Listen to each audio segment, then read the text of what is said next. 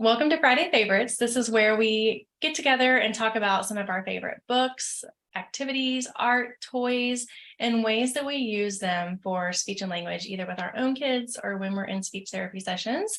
So today, Mary and I both brought, it's kind of a combo, art and books, but they're different activity books that we love for kids. So Mary, what did you bring?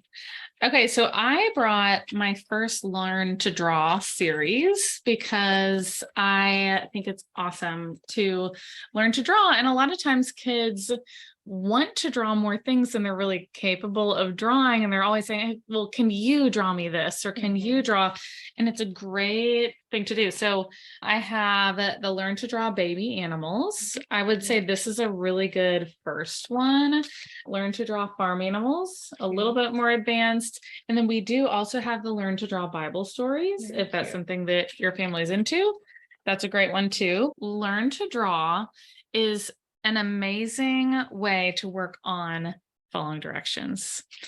So it's got these great scenes like a rabbit.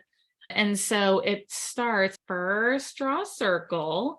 Then they're going to have more steps. So you have to kind of talk about where to start it or what to draw. And so you're going to go to each step and you can do it with a dry erase marker. I was going to say, is that dry erase? Yeah, it's all dry erase. Yeah, we love dry erase. And so you can do dry erase right here.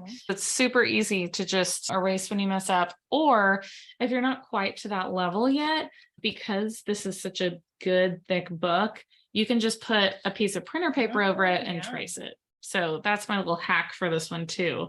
But it's a really cute way to work on directions, and drawing is really difficult. And so obviously you can get as technical as you want with this learning to draw. But I think that this is a really good activity for kids that they can do solo or they can do with you.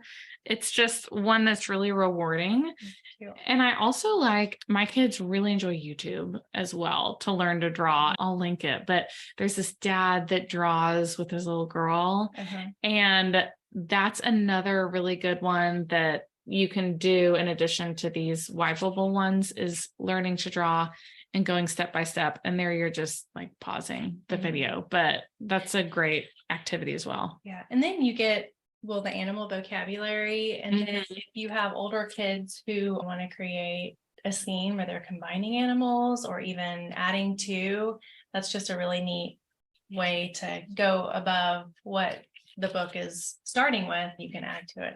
It's a great one. Yeah. Well, what did you bring, Kim? So we're about to leave for a road trip tomorrow. And these are all three books that three different aged kids are bringing. So I thought it was appropriate for today because I have a 5-year-old who is taking one of hers, a 9-year-old and a 12-year-old. So we kind of have a span of ages, but I'm going to start with the 5-year-old.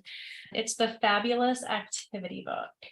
This is kind of older book, but I was looking online to see what they have, and they have the Amazing Activity Book. So there's different ones. If I can't find the exact ones, I know Walmart and Amazon had different, they have a princess one, a unicorn one, a pirate one, and instead of fabulous, it said the Pirate Activity Book, but it's the same concept, but it's for a little bit younger ages. There's stickers for my daughter who isn't reading yet and is just now starting to do some of the drawing for the letters and numbers. It'll be great because it'll have a sticker page and she has to complete the scene using stickers, and there's no right or wrong. There's just different color pages. It will have some animal magic. You can either finish creating the faces or find matches, some simple mazes. And then they have, here's another, this is penguin stickers, and it'll tell you which page to do. There's all kinds of different things. Clearly, in the garden, you can create a garden scene.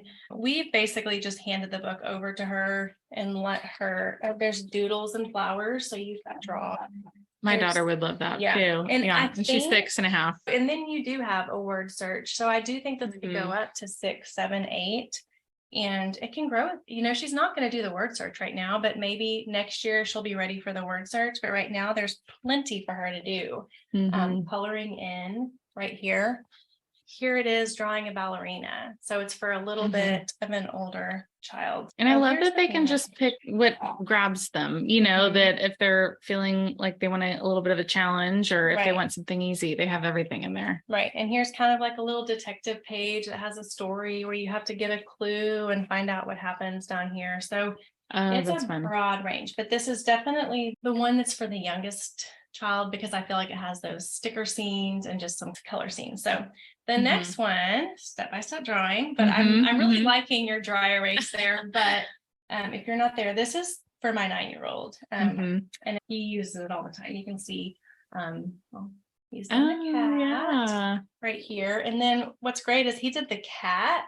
And then he went over here and drew it multiple times. There was a cat on a fence, and then he kind of tried to freestyle. You can see over there. Oh, I love that. And then you kind of see all the different Mhm. attempts. You see him get better. Yeah. You see here that we didn't try too hard on this.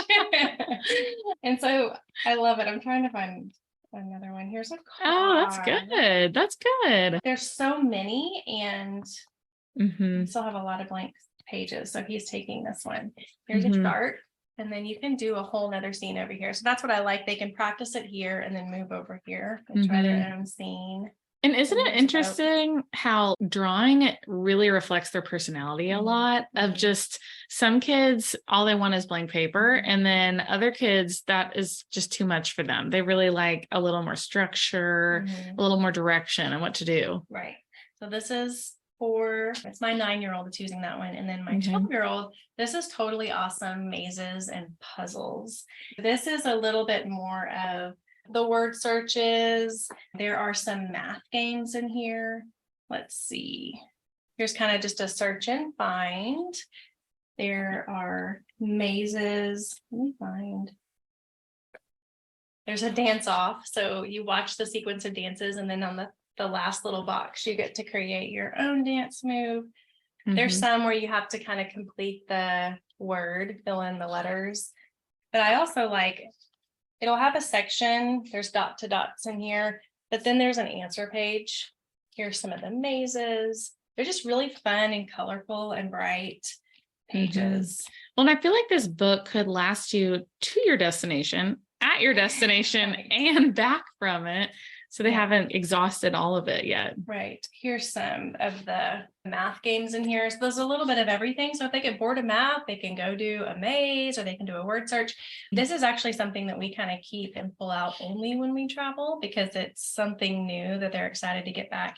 And I think at one point, probably someone else, my current 12-year-old had this one and now we passed it on and now he's on this one. So these are great. These are fun little activity. And if it's too much, you can go through and pull 4 or 5 pages that you think are going to be good pages for your child, put them on a clipboard and let them do that in the car or at home, or, hey, we're going to do these for 30 minutes. Let's play with 2 of these. So if this is too much, pull out a couple pages and let them try it. So those are great. We'll link all of these in our podcast notes and hope that you find something that you enjoy doing with your family and can work on some speech and language.